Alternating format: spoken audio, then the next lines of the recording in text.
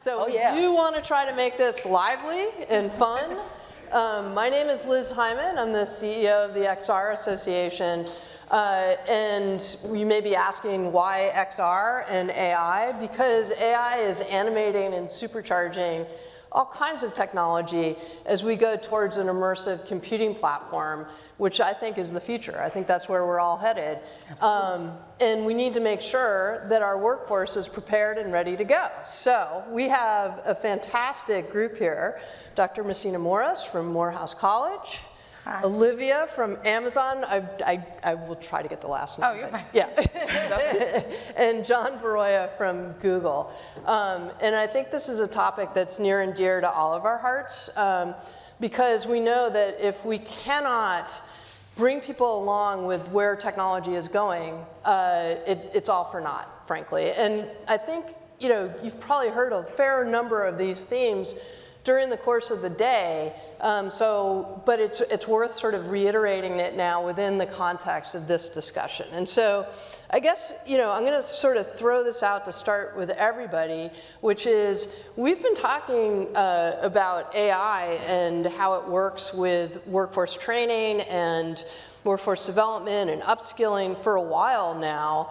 Obviously with generative AI, there seems to be a difference. And I don't know which one of you wants to sort of kick off to talk about what's new, what's different now that is making this a very, very interesting conversation. Hi everyone, I'm Messina Morris. I am an assistant professor, well, senior assistant professor in education, but I'm trained as a biomolecular chemist. And what I find in higher education with generative AI is, okay, I'm the expert.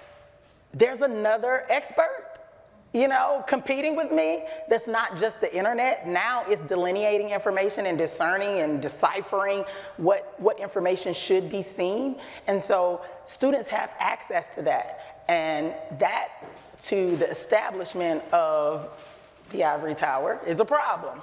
So we have spent a lot of time, I work on an AI task force at Morehouse College, trying to figure out what is our policy, what precedences are we setting, and how do we properly train our students so that they're using this technology effectively, efficiently, and ethically in the right way. Yeah, that's a good starting point. Olivia, where are you guys? I mean, how is this different right now at this point in time? I think generative AI is moving exponentially faster than legacy AI. With legacy AI and machine learning has been around for well over 2 decades. We've been working both as deployer and developer of the technology. And what we've seen since the emergence of generative AI is it's really the most transformative technology since the internet.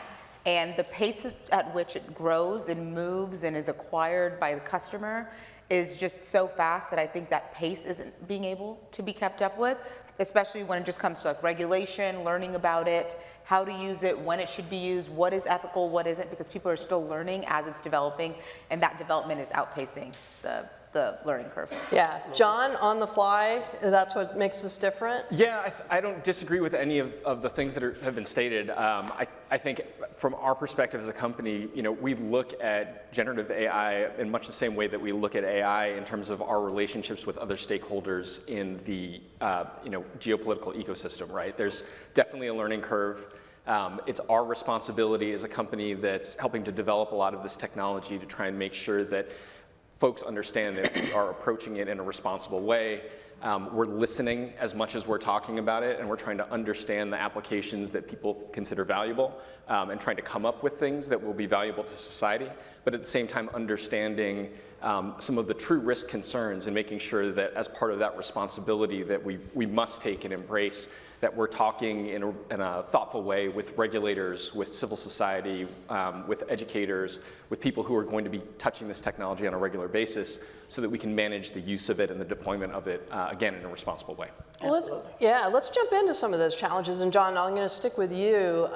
There was a Washington State University survey, some of you may have seen it, on sort of business environment and thoughts around AI. And a lot of the reaction was, oh my goodness, my job's going to be replaced, or I'm just simply not going to be able to keep up with that pace that you talked about, Olivia. So you know, it really gets to the crux of, is this replacement? Is it augmentation? What are we talking about, and how do you guys think about that? Sure, yeah, and I think with any new technology that is transformative in the way that, you know, any computer technology is, but specifically AI technology has been, there are going to be, you know, a little bit of fear and uncertainty around what that means. How is that impacting me in my daily life? How can cities and civic organizations use this technology to benefit constituents in society? And I think that there's a lot to unpack there, right? And it's early days. We actually did a study with Ipsos around the same time frame as the Washington University study, which surveyed, I think it was 17,000 people globally. And what we found in that study, it looked at respondents from the US, the EU, emerging markets, and the Asia Pacific region. Across the board, there is positive perspectives about the impact of this technology on things like income equity divides, on racism, on poverty, and job opportunities. And surprisingly to me, in jurisdictions that are not the US, there was way higher optimism about those things. But even in the US, you saw clear optimism. So I think a lot of it, you know, this is crystal ball gazing, right? Yeah. But I think what we've seen historically, and if the past is prologue, technology and the embrace of technological change in the workforce is something that is a net job creator, and it creates opportunities, and it helps sort of shrink divides, you know, in terms of knowledge and in terms of economic opportunity, if we collectively work together to make sure that we're educating people about how to use these technologies to, you know, gain skills, to build their businesses, and to interact in positive ways. You know, I'm going to do a little sort of advertisement for some of the demos that are downstairs. I was talking to a woman, Anne. Yeah. Right. Who is with Yale University, and their demo downstairs, I don't know if you guys have taken a look at it, MOVE, M-O-O-V-E, and they're working with medical professionals in emerging economies that don't necessarily have the resources that the Western industrialized world does.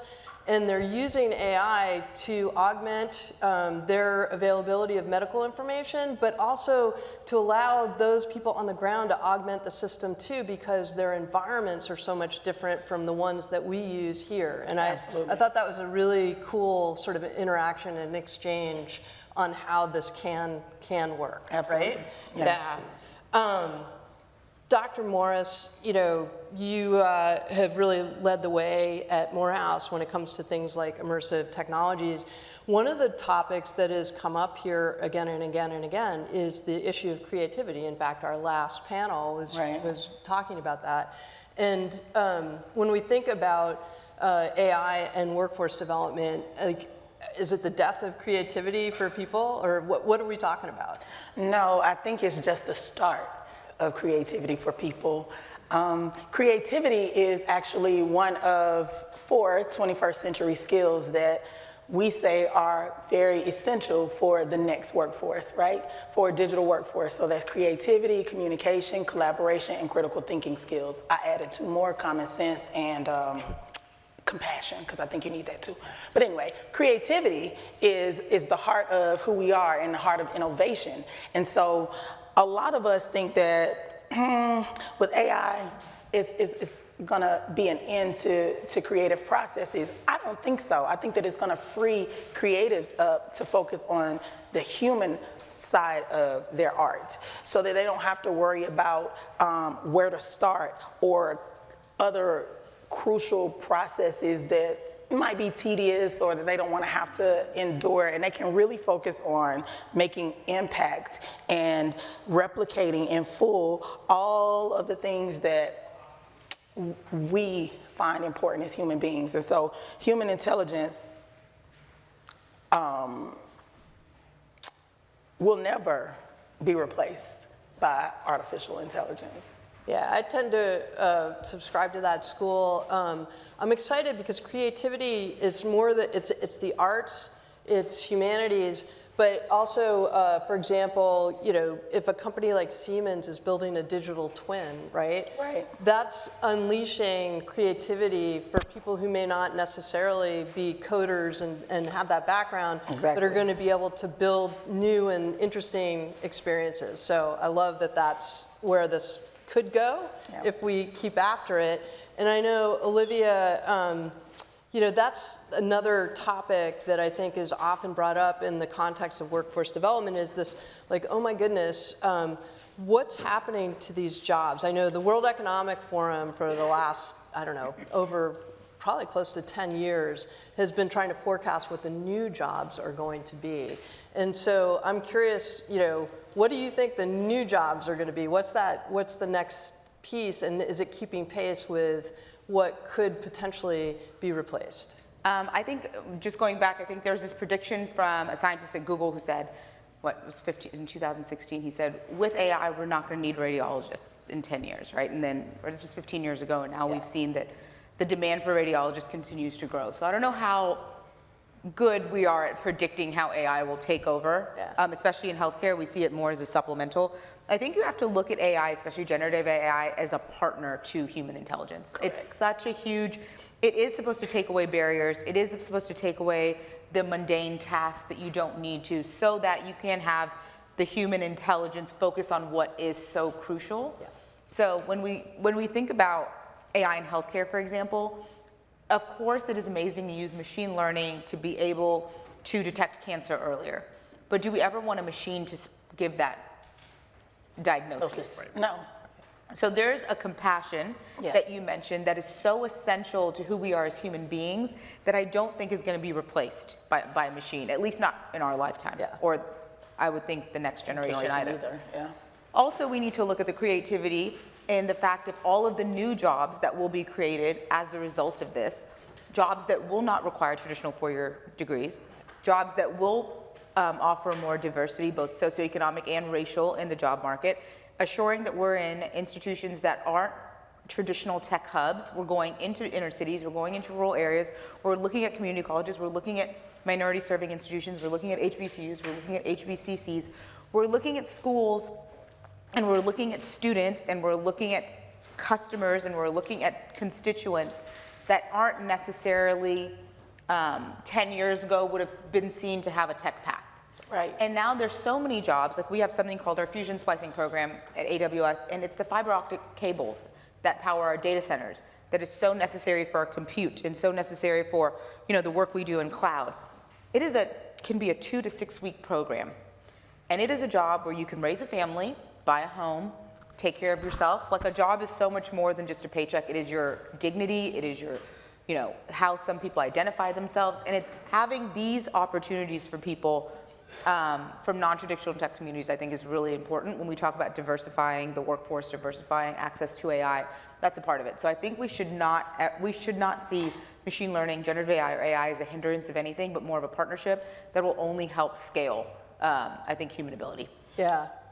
I wanted to jump in because there was a report that McKinsey put out about knowledge workers being replaced, right? And so, higher education is all up in a frenzy, because it's like, okay, well then what do we tell our students? How do we continue to get them to pay $60,000 to $80,000 to $100,000 a year to be educated and wait 4 years to be placed in a career pathway for success, when you have these accelerated programs where students are getting into the technology field and they're soaring well beyond what we consider to be knowledge workers? So then, like, what do we do?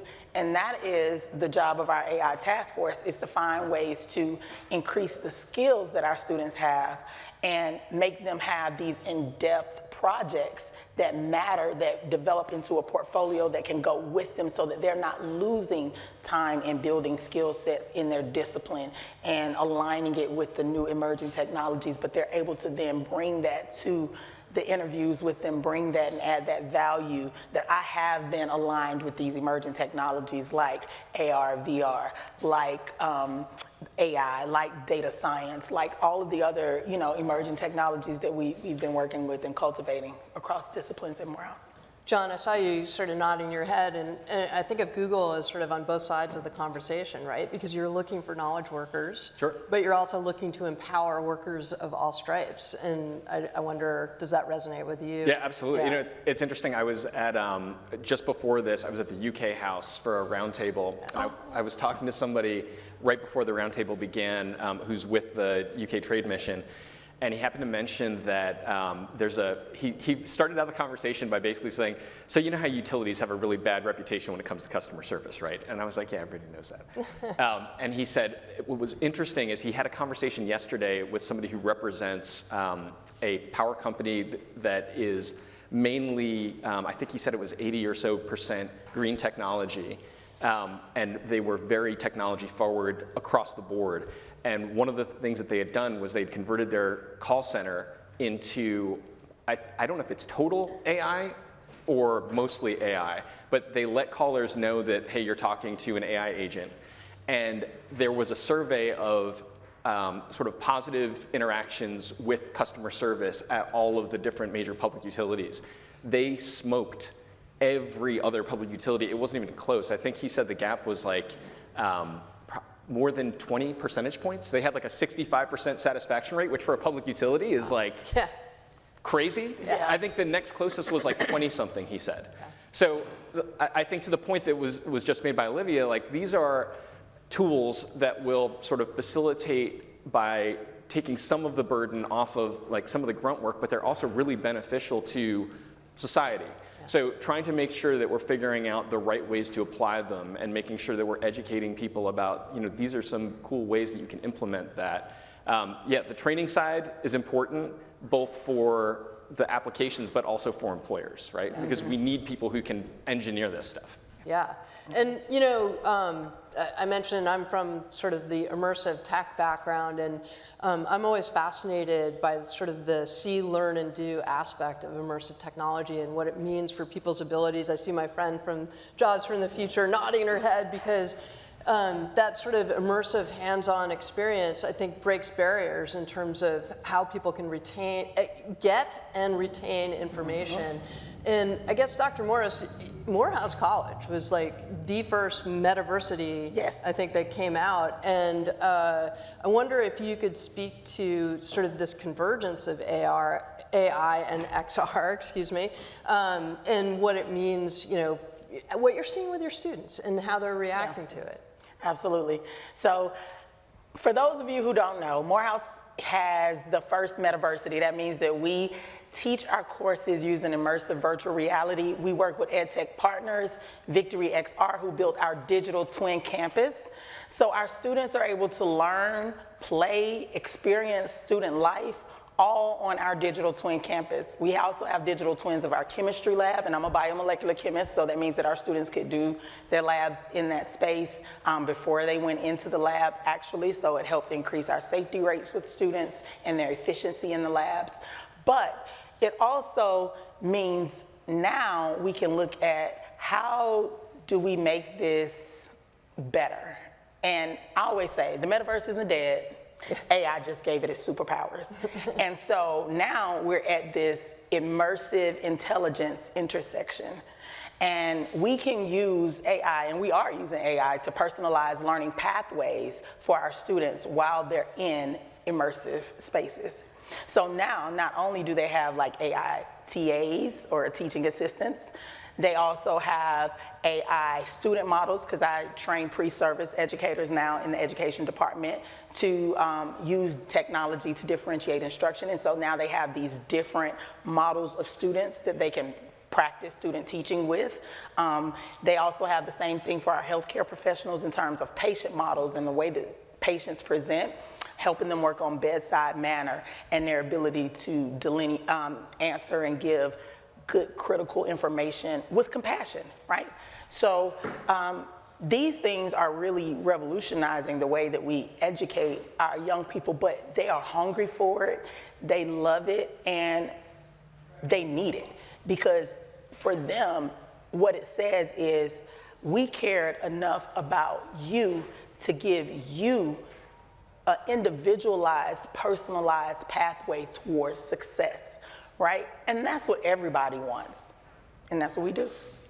Yeah, I think that's so critical. And also, the title of this panel is about inclusivity and diversity in our workforce training. Right. You're living it out at an HBCU. Absolutely. I know, Olivia, you guys have been doing a fair amount of work on this front as well. And I was just wondering if you might be able to share sort of a perspective of what's going on in community colleges and HBCUs. How's industry working to try to open up opportunity for folks? Yeah, so we're definitely all in on what we call like diversifying the tech stack, diversifying our workforce, diversifying tech education, especially around AI. It's really exciting. It's going into communities early, but at the right time too. Like there was a huge push for years about K through 12 education, and sometimes the graduation rates weren't that great, or a lot of the incentives were there, the money was there from industry, but for some reason the success wasn't coming to fruition. You didn't see huge graduation rates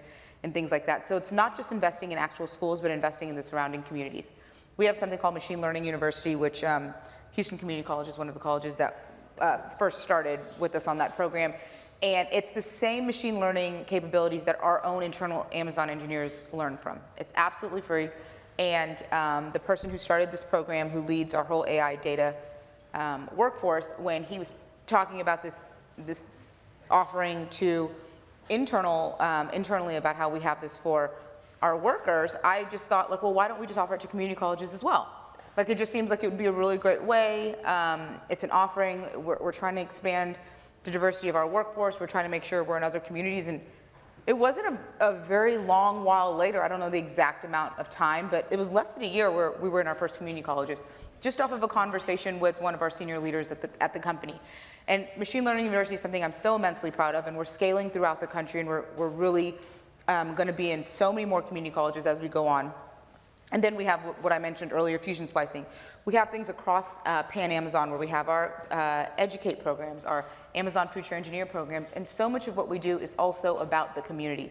So that in relation to the education incentives that we have in inner cities and rural areas, we also have community engagements, whether it's with housing, whether it's with food insecurity, because giving the investment to school is one part of this overall life cycle.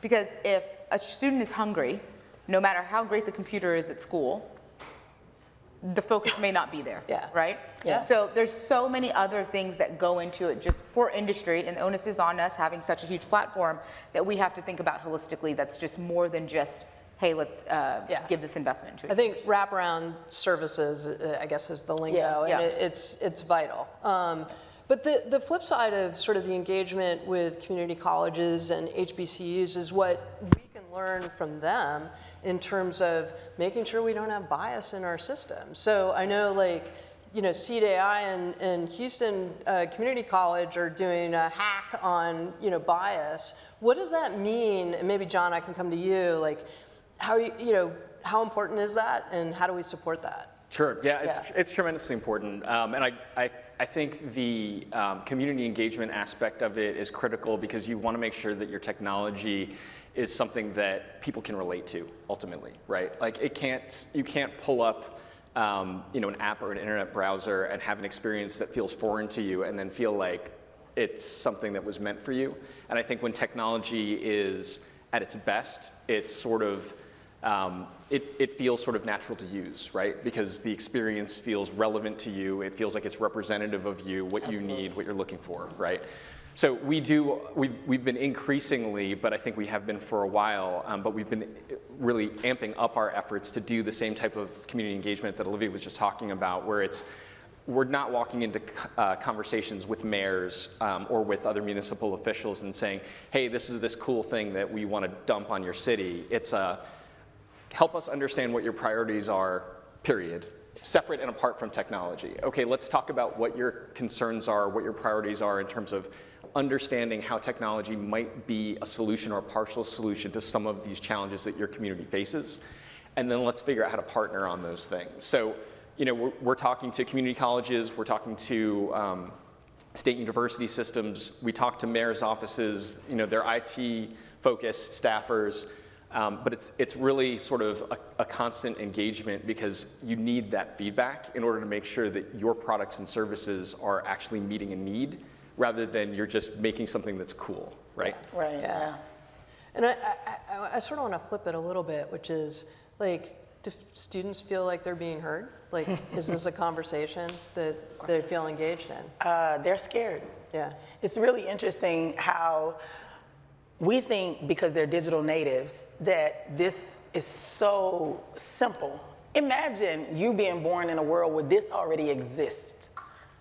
This, what we're talking about, we had a gradual introduction to where it was an iterative process. It really did not take us by storm. We knew technology was evolving. But imagine you're a child and this is the world that you know. Just because you're born in it does not mean that you know how to use it effectively or you know how to use it towards your good. So a lot of them back away from it and just kind of cower down.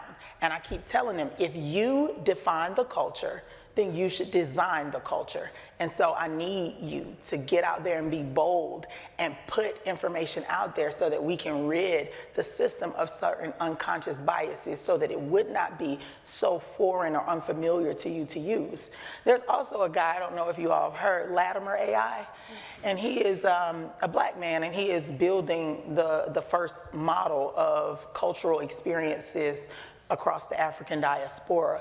And so it's this huge, large language model that he is building to see, does this model also, if we put in it all of these rich cultural experiences and stories of black peoples across the diaspora, do we get back the output that we want when we put something in? Yeah. And so it's a wonderful experience to try to figure out, is that a way of combating the biases? You don't want two competing or three or four competing systems, but you do want to know what is it that can be done differently so that you're not dealing with the biases right in your face, because then that turns people off and then we don't get what we need out of it, right? Yeah. It's rubbish in, rubbish out, garbage in, garbage out. And the interesting thing is, even with social media, people said, hate social media, it's toxic. And I was like, wait, back up. It's not toxic. Humans are toxic. It's a mirror, it's a reflection. And so generative AI and AI as we know it is in the exact same way. Some of it is unconscious biases. I didn't know that I was biased. I'm just the input is coming from the perspective of what I know, right? And then some of it is intentional bias. It is, this is what I believe, and I believe that these people are better than these people, and so that is what I'm going to put in. And so we have to be real clear about what it is that we're seeing and realize that it is not the system and the technology that is the problem. It is the human condition that is the problem. And so until we start changing our hearts and our minds and start really keying in and dialing down onto what is the good that this tool is supposed to do for us, then we're all going to be stuck at mirroring back or seeing back a reflection of the ugly, bitter, resentful side of people coming out in these products. And we're going to say that it was the technology, but it's not the technology. It's the human being behind the technology. Well, I'm not sure where to go after that because it's so true. It's true. And I think what we want to do is inspire the ethical, positive, good uses of this technology.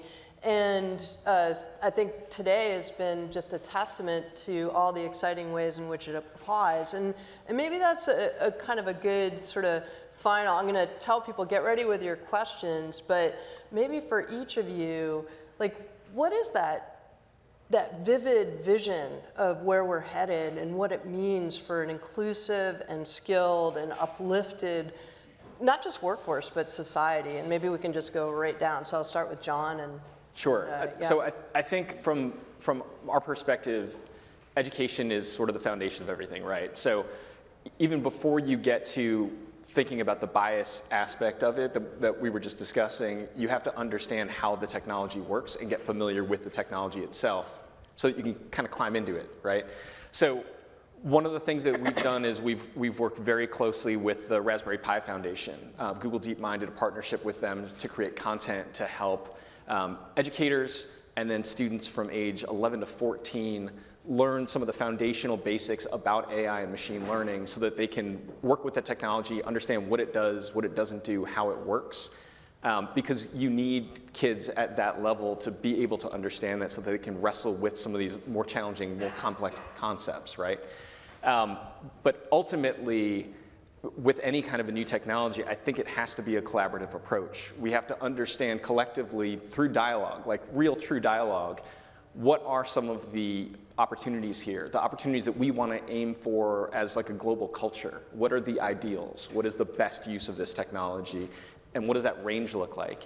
And then moving back from that, thinking about some of the risks, right? Things like bias, conscious or unconscious. How do we ward against that? And how do we do it in a way that doesn't, that produces the results that we want, but doesn't impede the types of innovation and successful use of this technology that we've all agreed is helpful, like in healthcare, in sustainability, et cetera. And I think when we have a dialogue like that, we can create a regulatory regime that's thoughtful, that's durable, that will produce the results that we want more often than not, and will help us avoid the harms that we want to avoid more often than not. I think what's really important as the builders of this technology is that when you think of a corporation, sometimes you think of like, here's the DEI team and here's the technologist. At Amazon, we no longer have like it's not DEI, we have something called IXT, which is Exclusive Experiences Technology. And our diversity, I call them like our social engineers, work with our product engineers. Because for instance, if you are building an algorithm that will decide if someone gets a home loan, the algorithm is just gonna be based off what you input.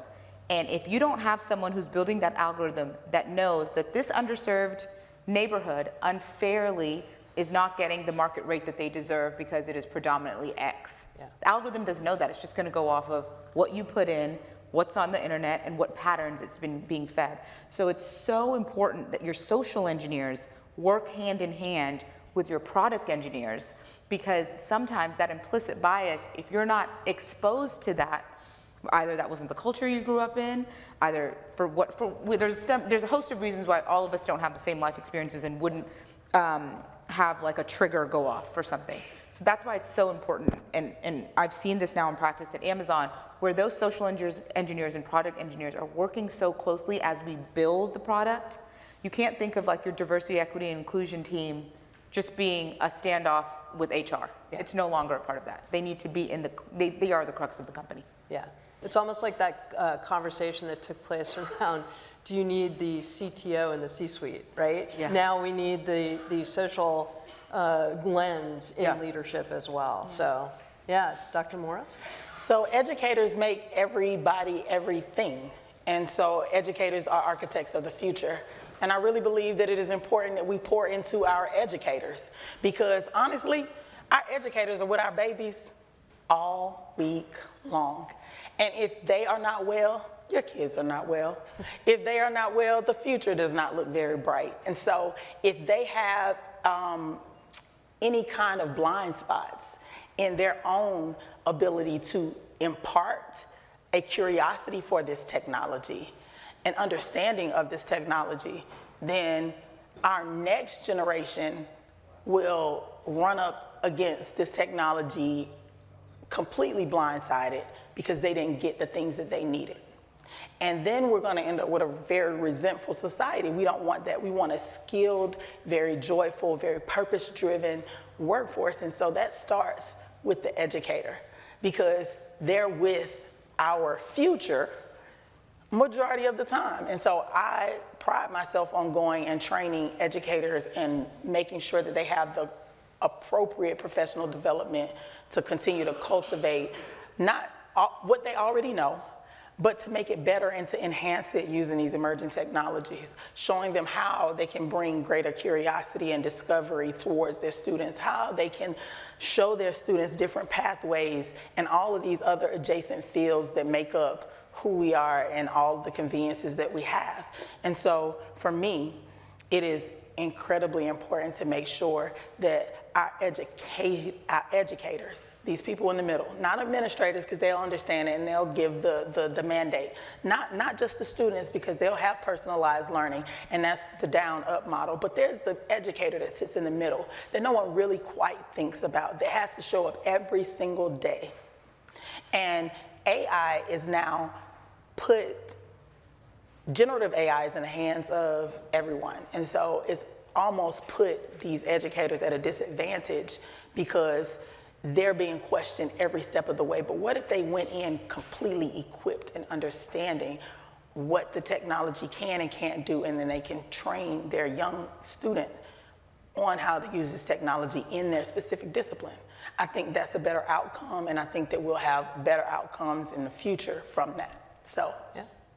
So we've heard a really great array of comments here, and obviously personalizing learning experiences, making it not just about the students but the educators, really thinking about the inputs, right, that we're talking about, so that we try to eliminate as much as possible some of the biases.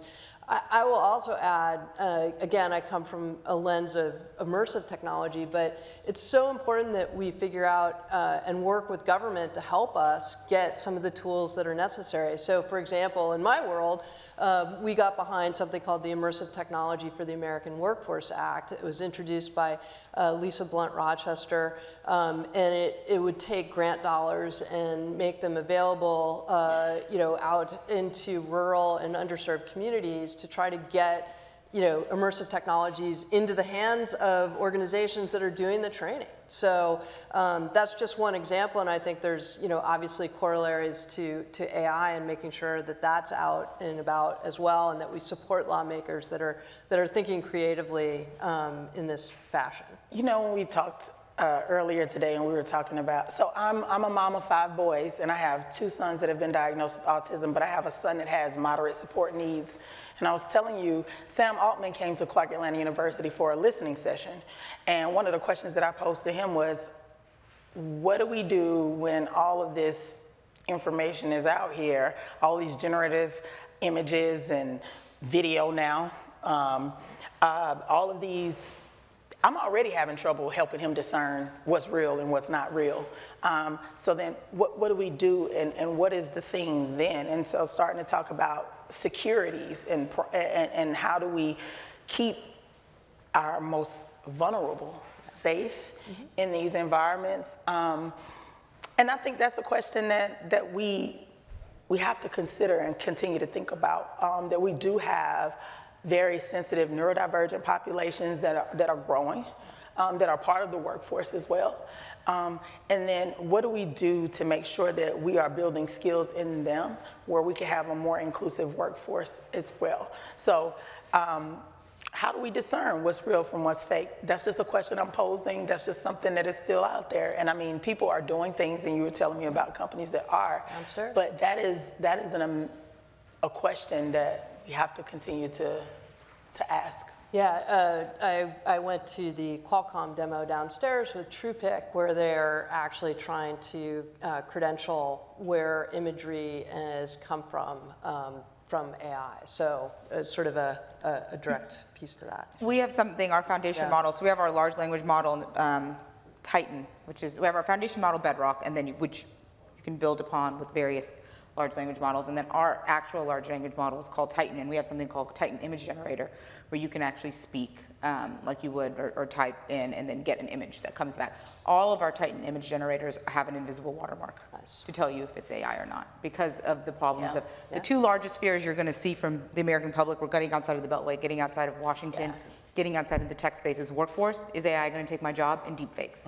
Deepfakes. Especially when half the world is going to be having an election this year, essentially. It's crucial that there is that invisible watermarking when it comes to image generation. What are we going to do about voices? There's certain applications where they just need to hear your voice for 3 seconds, and they can now mimic your voice. We've seen so many, the grandparent clause, like so many grandparents who are being scammed out of money, thinking that it's their grandchild calling them, saying they need to be bailed out of something. So it's a lot of work to be done, hence why we're all, focused on smart regulation. But I think that there are steps like that invisible watermarking that Amazon has in place that is a step in the right direction to assure that people are safe. Yeah. I think we're going to open it up to some questions. Obviously, you have a passionate group here, so I hope somebody's got a few questions to ask. Don't be shy. Alex. Is this on? Great. Yep. I thank you all for this. This is awesome. I'm Alex. I'm from Jobs for the Future, so we think a lot about all of these questions. I'm curious about something that's come out of the early research around how AI is starting to reshape jobs now, which is its impact on early career and gateway jobs. McKinsey had research out at the end of last year suggesting that up to 50, depending on how you define automation augmentation, up to 50% of gateway and target jobs, which are often pathways into opportunity for people from low-income backgrounds, people of color, and others, could potentially be impacted by AI. A lot of the early experimental work is suggesting that, the whole idea of an AI intern, right, that AI is doing tremendous work to up-level performance of people who may be earlier in their careers. But it's also leading to questions about then, how do you think about the early career workforce and training, sort of onboarding opportunities for people who may be taking their first couple of jobs as a pathway into economic success? If AI is increasingly doing that work, those opportunities may start to diminish. So I'm just curious how either within all of your organizations, those of you, who are working directly with employers and others, are thinking about how to engage in that conversation around the way that jobs are being redesigned and especially impacting early career workers. Wow.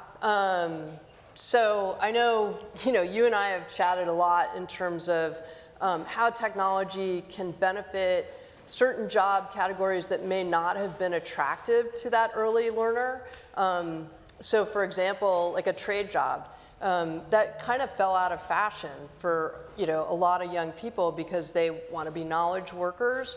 But when you overlay certain types of technologies like AI, like XR, to a more traditional career path, all of a sudden it's becoming more attractive to younger individuals. I heard a story, and forgive me again, I always revert to the XR piece of this, but a gentleman who has an HVAC company, and he wanted to have young people continue to work in his industry, and they weren't applying. They just weren't interested. And so he started to use virtual reality as a training mechanism, and I can imagine that AI as well can serve this purpose. And all of a sudden, there's sort of a cool factor to a job that people didn't pay attention to. Now they think it's kind of neat, and they're going to go do it. So the lesson, I guess, that I would take away from that is that we need to use these types of technologies not to replace, but to kind of give a new layer, a new conversation to jobs that are out there, that are available, that need to be filled and can be done so much better. Yeah, we need a fresh new look for people who work with their hands, to be honest. I mean, I have a lot of students, honestly, that are like, gosh, I'm such a kinesthetic learner, I need to work with my hands. And so chemistry is the next best thing to being able to work with your hands, because you're actually a skilled knowledge worker in a way. But I think what is so beautiful about mixed reality and then adding that layer of AI, that AI agent, is being able to overlay in the real world and to self-directed learning in a way. And now you have this AI agent that is guiding you through this pathway, and it does make it a lot cooler to want to do. Even, I think his name is Doug Donovan of Interplay Learning, was talking about getting down into crawl spaces and having to, deal with certain things. It just makes the experience a little bit more fun. But when they learn how much they can make in their career, and how they could also learn more entrepreneurial skills, and they can have their own business, and then they can do this for training other people, it starts to perpetuate a level of success that we haven't also seen before. And so I think that this is actually good for us in rebranding the skill, because we need, let me tell you something, we need infrastructure upgrades all over this country. And it's only two ways that's going to get done. It's either forced labor, and we're not doing that anymore, right? Okay. Or we're going to reskill, upskill, help people learn new skills, and give them dignified, quality jobs where they can take care of their families. That's the best way. And by the way, it can also be a gateway to other professions. Absolutely. So if you're integrating, advanced technology, and I'm a young student, I need to make some money while I'm in school. I am attracted to a particular profession, and then I discover that, I'd really like to be on the knowledge side of this conversation. Then it allows a gate to that opportunity as well. Yep. So, anybody else want to? I was going to say, like in our fulfillment centers, we use AI to help, help with the weights of things being carried, or, the precision of fulfilling an order. Some of the harder tasks, even for entry-level positions, or some of the mundane tasks, or some of the physically more challenging tasks. AI is supplementing that work for individuals. So I think just in general, the theme of today is like to really look at AI more as a supplement to human intelligence and human capability, and not so much like a deterrent or replacement. Right. Yeah, if I could jump in real quick, I think we see that in some of the things that we've rolled out in our shopping products, for example. So we don't sell the products. We basically create a forum where consumers can find merchants who are offering goods that they'd like to buy. But a combination of AR tools, traditional AI tools, generative AI tools have basically allowed small, even individual businesses that are selling products online to scale the way that, and their sophistication with which they go about their business, so that they can identify what things they should be ordering, or they can take a photo of a product and they can strip out all of the background. They can create, St. Patrick's Day is coming, so maybe they put like a St. Patrick's Day related background on it using generative AI. That's all possible currently for free, and they can manage their inventory, they can understand where people are coming in from, and they can make a lot of determinations about how to run their business, which gives them the scale and reach that traditionally you'd have to be a much better funded and a much larger organization, which then allows them to grow their business, which then allows them to hire people to help them grow their business further, reach other customers. So I think that underscores the point. This is a facilitating technology, and it can have amazing impact on the individual and societal level. Absolutely. Anybody else have a question? Yes, hi. It's Arnie. I'm from Amsterdam. I have a consultancy in London and Amsterdam, and we help organizations in the creative industry to implement generative AI. And I see that creative professionals, in all the surveys we do, 50% of the people, not the gateway, but people who work there are afraid of their jobs. Sam Altman saying that 95% of marketing jobs will basically disappear, right? Is part of the reason not also that we as a tech industry present the business case for companies as a productivity business case? So the story for Gemini or Copilot is like, hey, this tool will make you 20% more productive as a company, so you can invest that money, and people are not stupid because they know, the investment will come from. So do we have a responsibility to also not talk about business cases over the line of productivity, but talk about business cases over the line of enhancement and how you can grow your organization?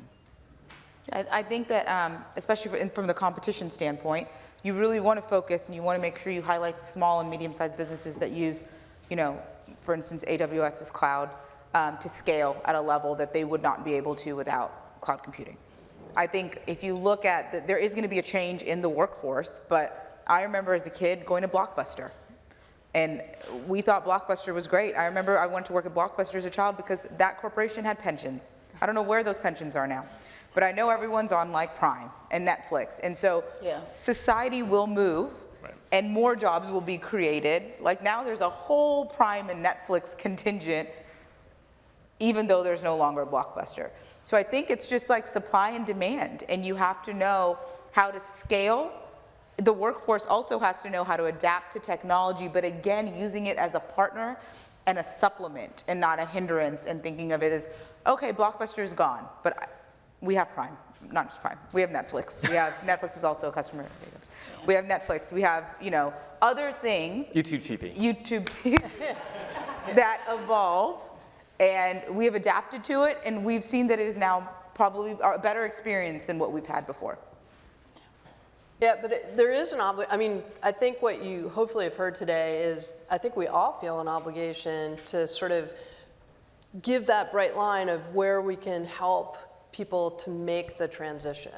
It's not perfect. We know that with every industrial transition or transition in our economies, there's always going to be a big challenge. And I think what I feel good, and maybe this is a time to give a shout out to Austin and the Seed AI group. Yeah, thank you, my friend. We have to have these conversations, and we have to be real about it, and we have to really challenge ourselves to come up with some of the pathways and solutions and opportunities so that people can make the transition, because it's going to happen, and we're on our way. And we're helping you find like a lower barrier to entry. Like, for instance, people think that they have to be coding or already doing the thing, and we're not there yet. Just use it to come up with another plan of how you're gonna clean your house. Like, how you're gonna grocery shop. I mean, just use it for the thing that is gonna make you most productive and most efficient. Yeah. I mean, it doesn't have to be that you're doing this huge research project or you're doing something magnificent. Just find a way to make your life better and then other people's lives better. And you'll be fine. Yes, ma'am? Oh, no, I don't have a question. Okay, we can do one more question. Okay. Anybody else? Yeah.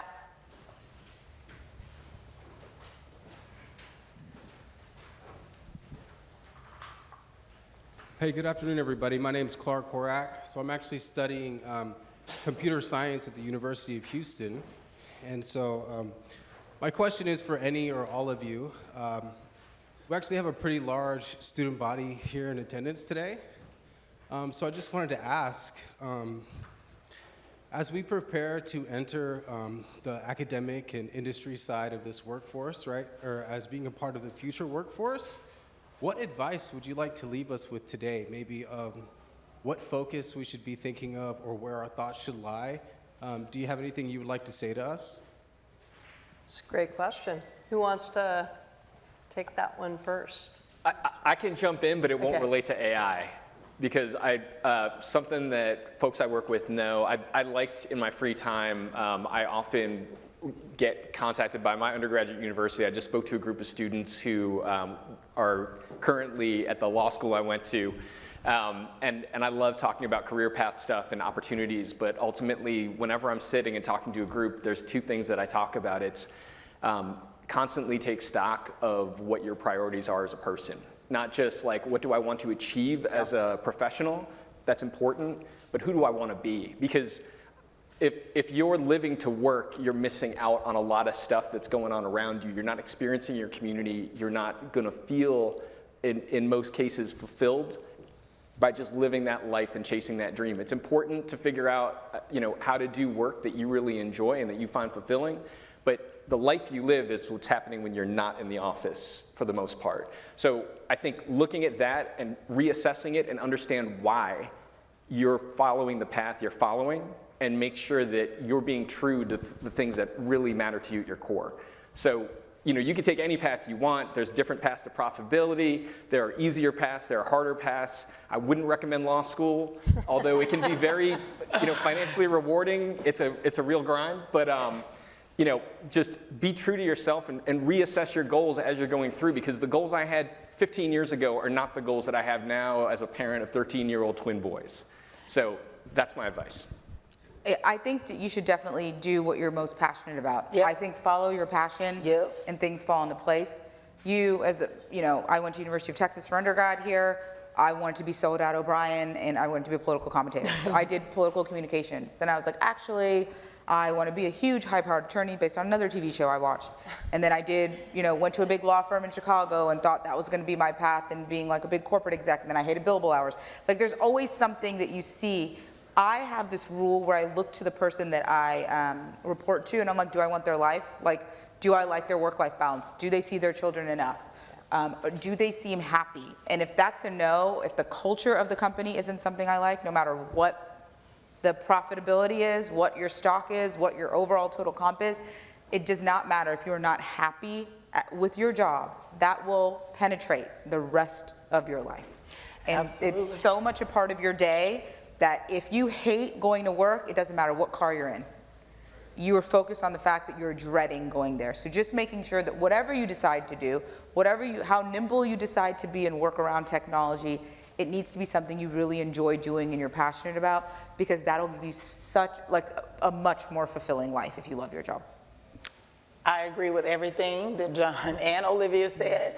I have 5 sons. I'm a wife, I'm a mom, I am also Dr. Mom. I have 2,200 students on campus too. So for me, it was really important for all of the things that are in my life to kind of converge. So I have a son that has autism, and so ways in which I could create inclusiveness in STEM for the neurodivergent became my purpose. So my lab group studies technological solutions for the neurodivergent. And so that just became like my purpose and my passion. But what led me to chemistry in the first place was having a special needs brother who had meningitis that had brain damage, and I wanted to learn the neurochemistry of the brain and how it changed and the plasticity of it. And so a lot of what I do now, even in this immersive space and with AI, is all about now, okay, how are we changing the brain? How is the brain changing because we have now increased its capacity to learn? Are we changing it for good? So now I'm doing brain mapping studies, and we're looking into how can we track and quantify that we are actually enhancing the ability for students to retain and know information and have this knowledge and keep it. So I say follow your path. It is yours alone. It is uniquely yours. And what you're going to bring to whatever field it is going to be so special. So bring all your gifts and talents to the table, because we need you here to build it.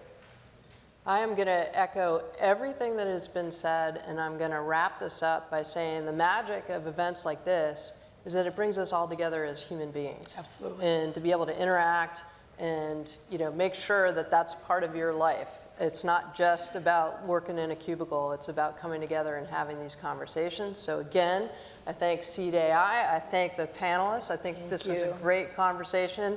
Thank you, and looking forward to spending a little time with you in a little bit. So, thanks. I'm just gonna be like, yeah.